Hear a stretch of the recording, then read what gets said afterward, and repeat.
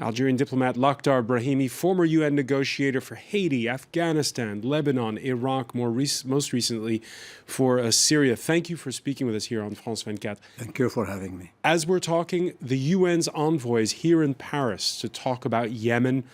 What can he do? He has been going around between the parties that are involved in this conflict. He has made a number of proposals. At one stage, I think everybody said they accepted his proposals as a basis for negotiations, but nothing has happened. It's a terrible tragedy. Are the Saudis the key? Yes, of course, they are very important. They are very important in the region in general, and there they are leading a coalition that is involved in the fighting. What is needed really is first for the Yemenis to understand that this is their country. It is the country of everybody on both sides.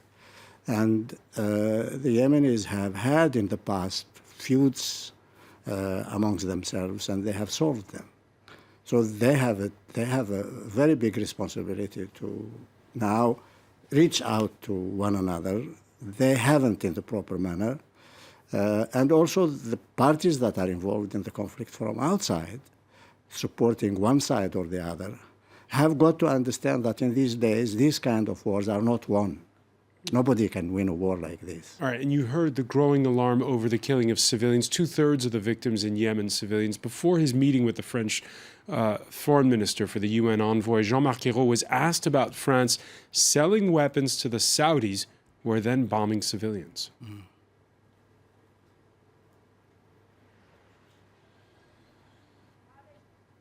Saudi Arabia, France's ally, causes a bloodbath in Yemen, which happened once again last Saturday with an attack on Shia civilians that killed 140 and wounded hundreds. We don't hear you speak up so much. I haven't stopped denouncing the bombing of civilians anywhere, and that's also true for Yemen. This is the French stance. But Saudi Arabia is our ally. Perhaps there are French arms being used in Yemen. The current situation is not at all acceptable to us. The military solution is not a solution. Does the West have a responsibility in what's going on by virtue of the fact that they sell weapons to the Saudis? No, not by virtue of selling arms to Saudi Arabia, but by virtue of the fact that they are members of the Security Council. The job of the Security Council is to keep peace. And the Security Council has not been doing extremely well these last few years. We were told back in the 80s that the problem why the United Nations was not doing its job was because of the Cold War. The Cold War is over a long time ago. I mean, by the way, one feels from time to time that a new Cold War is in the making. But certainly the Security Council has a responsibility. The people of Yemen has a very, very big responsibility. They can reach to one another and help solve their problem.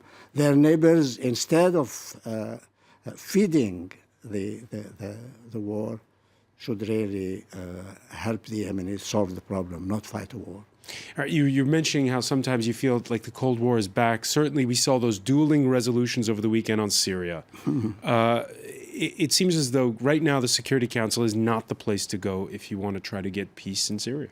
Well, it is the place that is supposed to be where you have to go. I'm a great believer in the United Nations. But the United Nations at the end, including the Security Council, will do as much or as little as its members want it to do. And the members of the Security Council these days, I think it would be a little bit too much to say that they are being irresponsible, but they certainly are not living up to their responsibility.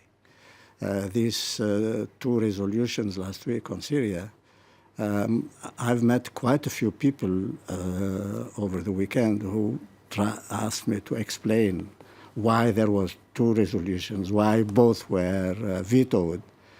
I don't know why. And Syria is not being helped. Syria is not being helped by its neighbors. It's not being helped by the Security Council. it's not being helped by the European Union or the League of Arab States. Lakhdar Brahimi, the Russians seem intransigent when it comes to the battle that's unfolding in Aleppo.